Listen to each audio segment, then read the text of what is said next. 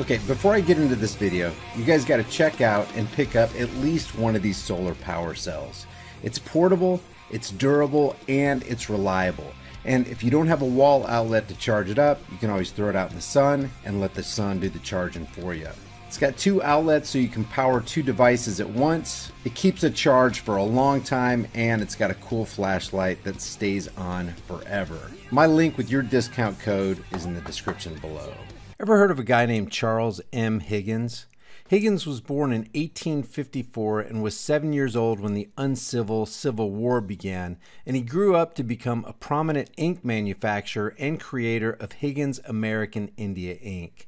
He was the head of the Charles M. Higgins Company, manufacturers of the drawing ink he invented.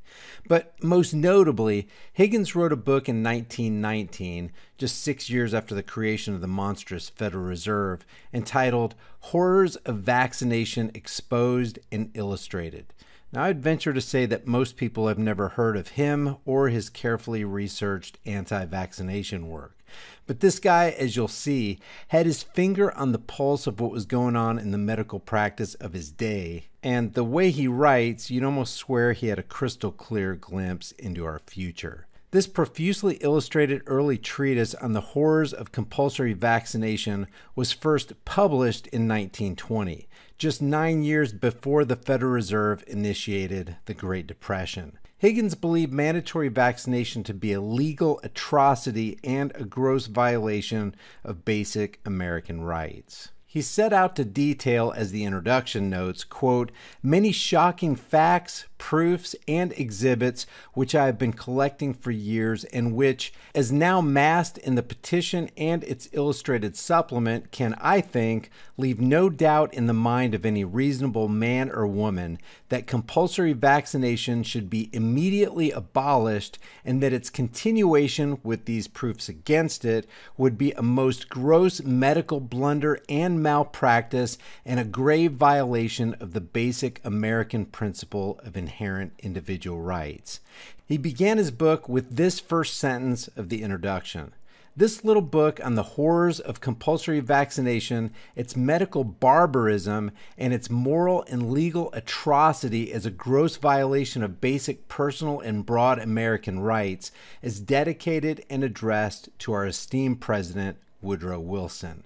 Woodrow Wilson, you'll remember, wrote these words in his book, The New Freedom, in 1913, the very year the Federal Reserve took over the nation's money supply. Quote, since I entered politics, I have chiefly had men's views confided to me privately. Some of the biggest men in the United States in the field of commerce and manufacture are afraid of something. They know that there is a power somewhere so organized, so subtle, so watchful, so interlocked, so complete, so pervasive that they better not speak above their breath when they speak in condemnation of it. He wrote in the same book, a great industrial nation is controlled by its system of credit. Our system of credit is concentrated. The growth of the nation, therefore, and all our activities are in the hands of a few men. We have come to be one of the worst ruled, one of the most completely controlled and dominated governments in the civilized world, no longer a government by free opinion, no longer a government by conviction and the vote of the majority, but a government by the opinion and duress of a small group of dominant men. It is to that Woodrow Wilson that Charles M. Higgins wrote, subject, in brief, request to the President as Commander-in-Chief to abolish compulsory vaccination in Army and Navy, to make all vaccination voluntary as it now is in the English Army, and to pardon all men condemned by court-martial for refusing coercive vaccination. Compulsory vaccination is a serious danger to health and life, a grave medical malpractice, and a gross violation of medical ethics and of the American principles of inherent natural rights guaranteed in the Declaration and the Constitution, and should be abolished. Dangers and fatalities of vaccination exposed and illustrated. Petition from Charles M. Higgins to the President of the United States. Mr. President, American history, as you well know, tells us that our first president, the illustrious George Washington, died in 1799 as the result of a medical malpractice common at the time, the barbarous and dangerous practice of indiscriminate bleeding to cure disease. While suffering from an attack of acute sore throat or laryngitis, the patient was so weakened by the great loss of vital fluid and repeated bleeding operations that he was not able to endure this loss and overcome also the effects of the disease. Our great Washington thus gave up his glorious life, glorious in the establishment of American liberty and the principles of inalienable natural rights of the individual as the basis for all government, on the altar of medical barbarism and malpractice. Let us now take this warning from the medical barbarism of the past, even over such a long interval of time, as a fit warning against the medical malpractices and barbarisms of today, which are even more irrational and dangerous to human right and safety, health and life than the malpractice of the past, which destroyed the life of our first president. Now, the most barbarous and dangerous medical malpractice of today is the gross evil of compulsory vaccination, which is doubtless the greatest violation of common sense, medical propriety, and the unalienable natural rights of the individual guaranteed in our basic American charters that any dogmatic, presumptuous profession or class of men has ever been guilty of. And it is to this serious violation of American principle forced on our soldiers and sailors by medical dogmatism that I now wish to ask your most careful attention as one having the supreme commanding and pardoning power in Army and Navy, with the earnest prayer that in the exercise of that exalted wisdom and power possessed by your great American office and personality, which has now made itself felt around the whole world, that this medical barbarism of compulsory disease may be abolished in our Army and Navy, and that all men condemned by court-martial for refusing the infliction on their bodies of compulsory disease shall be fully pardoned and restored to their proper and honorable status as loyal American soldiers and sailors.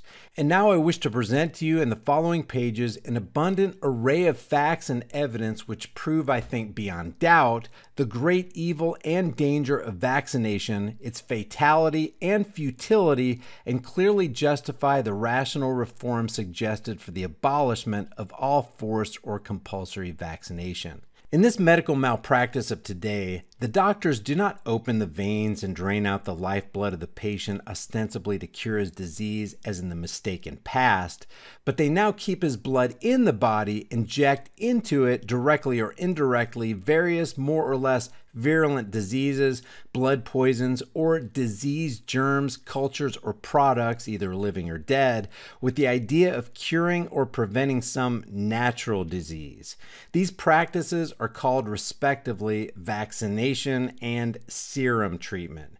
In vaccination, an actual living or dead disease germ or virus is injected into the body, lymph, skin, or muscle, whereas in serum or antitoxin treatment, a disease product or culture is so injected.